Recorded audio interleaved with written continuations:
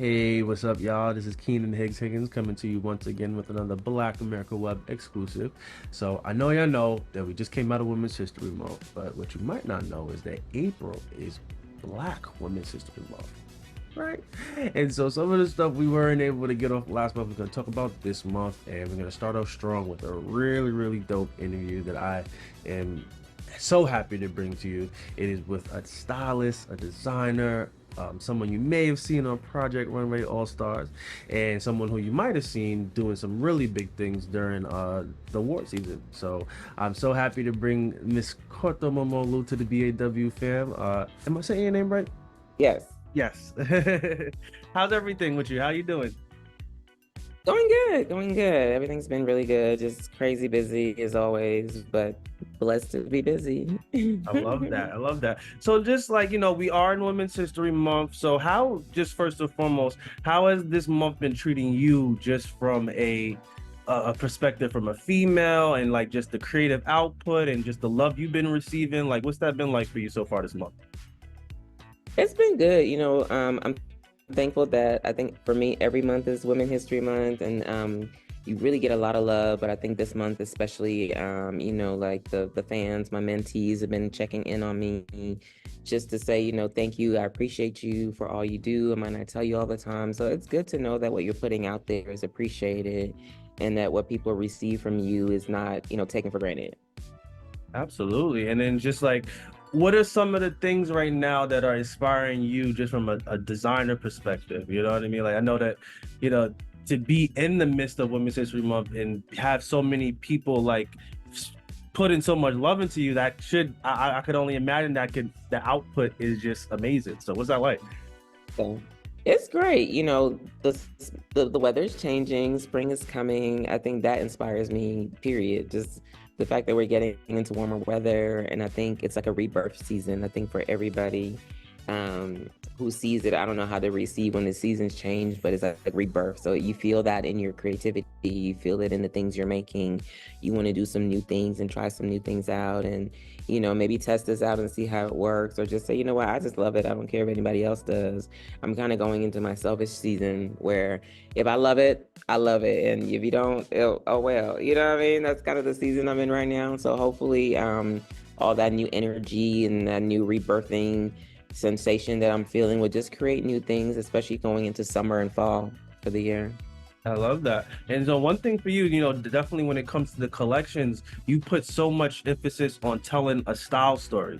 The Yeah. last collection you did that I saw, it was like it was inspired heavily with the passing of your father, and then just how Yeah. that influenced the color scheme, the tech, the pieces. Like it was just so much that went into that collection that I was like, it just told your story, and it was so beautiful. And it was like your first foray into menswear. So like, Yeah. where's your mind at this collection, and where what are we seeing? Like, what could we expect as far as colors and patterns and all the good stuff? I'm really into creating my own prints now. So that's something new that kind of started in my last collection that I'm like, you know what, I'm going to do a little bit more of this.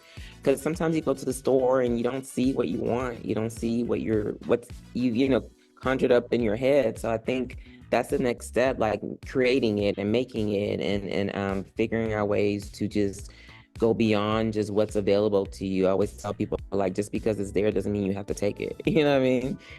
So I'm all about creating a new platform. So that's definitely next. I love doing the menswear. I want to expand on that, but almost kind of doing it where it's not menswear or women's wear. It's just clothes. And if you feel that you can wear it, doesn't matter your gender, because I think we're going into a time where, people like, girls like wearing blazers and, things that the boyfriend jeans, those are all things that have come about in fashion. But why do we always have to label it? If it's clothes, you can fit it, you love it, you can wear it, and you can rock it differently. And I think that's where I'm going, genderless, just making clothes, and just making things that make me feel like alive and make me feel exhilarating and all those things, and create those emotions in other people.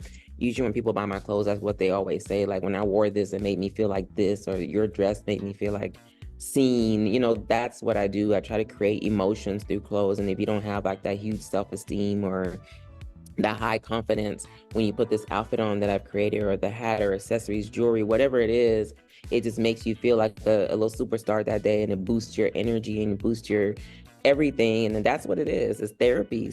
Clothing is therapy. Fashion is therapy. And I think we always kind of look at it as it's shallow, but it really does create emotions, and certain things make you feel, covered. Some things make you feel sexy. Certain things make you feel more educated or professional. So clothes do, you know, depict our moods. And I think I'm kind of following that, but taking you higher where you feel elevated is where I'm at.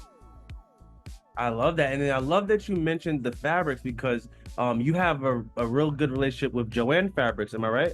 Is that where you Yes. kind of did? Can you talk to us a little bit about how that even came together? Because like even this, like when I was looking at the fabrics and then I did my own research, I was like, this is a really great collaboration to do. So please talk to about Yeah. I shop in Joann's all the time. So I live in Little Rock. I don't live in New York or LA. And when I can't get to the stores in LA or New York, Joann's is literally right down the street. So I can go in there and literally get the things that I need. But having the relationship allows me to go further deep into the things that they have that's not available to me locally. The relationship has been good. Like my end goal is for you to actually go to Joann's and buy Korto Momolu fabrics, patterns, everything Korto Momolu. Take over. We're putting all that into existence, but for now, just building a relationship and using what they have and showing people everyday America where, look, you can start right here. You don't have to have excuses to saying, well, I can't go to LA or New York. It doesn't matter. There's amazing fabrics in there, and some of them are designer fabrics, and using them and taking the next step and pushing it and just, taking something where you are. I grew up in Africa, so, we didn't always have everything there. So I've always been the queen of making something out of nothing. So I think this is, very similar. Going to a store that has everything you need, but not having the mental where you're like, well, it's not New York, so it's not going to be whatever. I've gone to Joann's literally and made entire collections out of the stuff in there. So I do it just to prove a point. You know what I'm saying? Like sometimes you have to take the cattle to the water and take its head and say, drink it. But yeah, that's kind of where I'm at with that. So it's a growing relationship. I'm so thankful that they've received me in this way. So, sky's the limit with them. We're gonna go all the way to the top, take over. I love that. And we did talk about like being excited to do menswear, but I think that your sweet spot and like just the way that you make clothes that fit the woman's form is just so beautiful. And being that we're in Women's History Month, can you just talk about that relationship between creating shapes and silhouettes and just designs that fit the woman's body so beautifully? Yeah. Well, I have one of those bodies, and I remember being in this fashion design school where, like, when it came to me making a skirt, like, no one knew how to make a skirt where the back of the skirt didn't go up.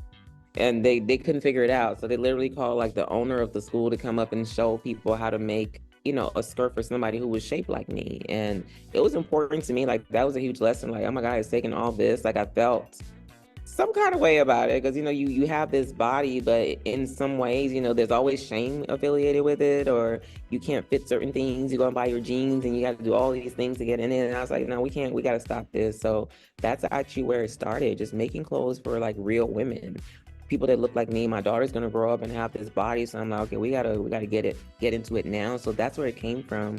Making clothes for women don't feel like the clothes are their enemy. You want the clothes to be your friend. Anything you wear, you want it to be something that creates joy and not pain or sorrow or insecurities or inferiority, all that stuff. And clothes do have a way of doing that, and that's where it started. Me in the change room with some jeans that Beyonce made that was supposed to be for the curvy girls, and it said, no, not you, not today. And I was like, wow.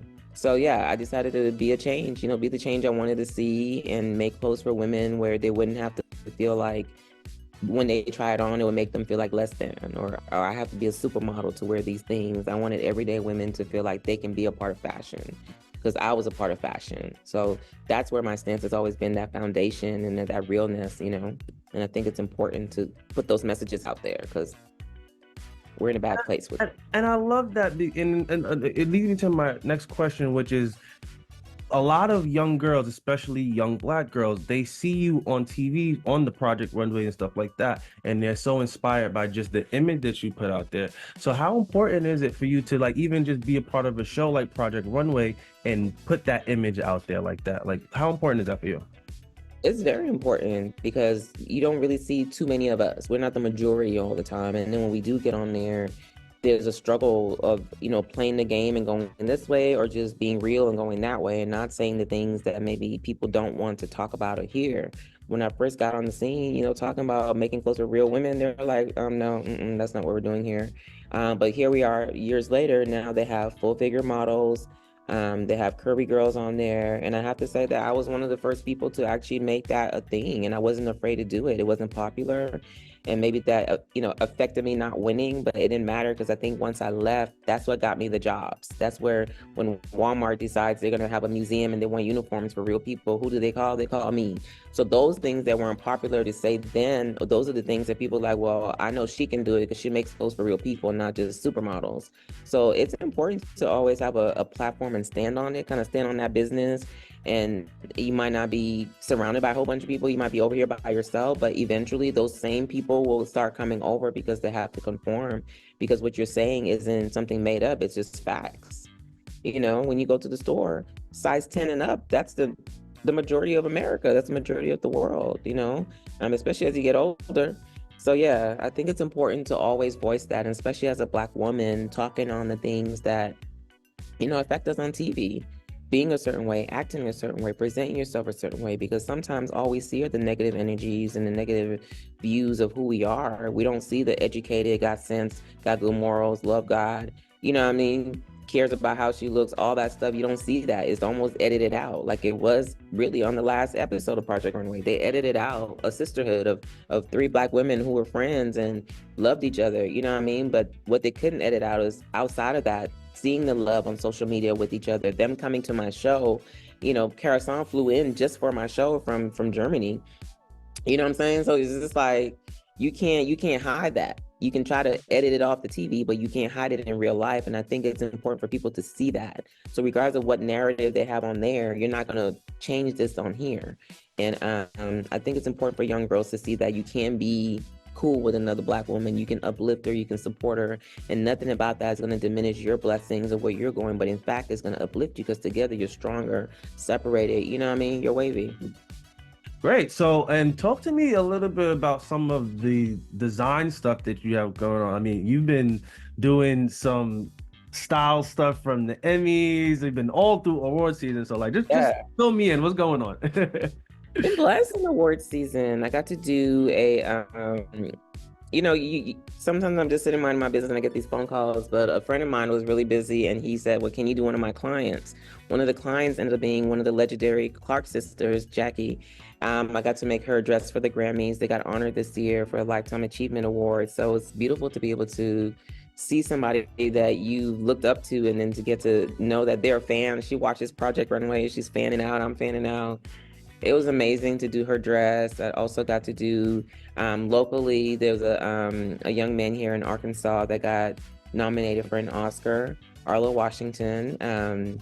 Along with Dwayne Wade, they did a documentary on just pushing through financially for Black people here in the state of Arkansas. So his wife, I did her Oscar dress. I got to do a dress for the Oscars.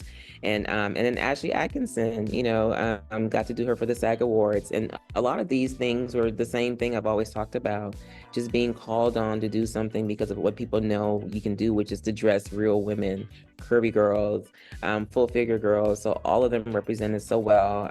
It was an honor to do it. I normally don't do award seasons, but it was an honor to be able to be chosen to do something that other designers don't necessarily like to do. So it was amazing to represent my sisters on the red carpet this season.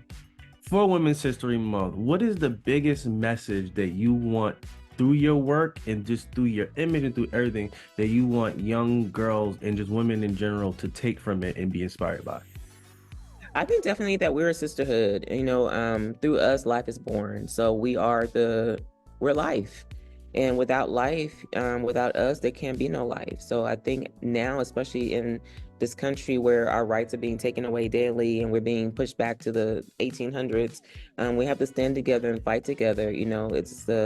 election year, use your voice. Your voice is the most powerful thing out there. And without your voice, other people are always going to come and speak for you, say stuff for you, write things against you. So if you're not standing up and saying it, even if it's hard, even if it's not what everybody wants to say, you have to open your mouth and have a voice. And whatever it is that you stand on, you have to make that clear, because there's going to come a time where you're going to have to draw that line in the sand. And what side are you on? Together, we can take over. I think, eventually we're going to need a woman president to come in and clean up this mess. I'm sorry.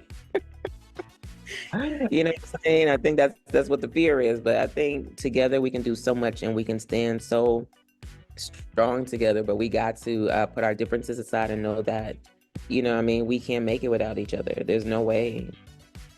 I couldn't have said it in a better or more stylish way myself. Thank you so much for coming to the Black America Web team and just like giving us just some amazing light for Women's History Month.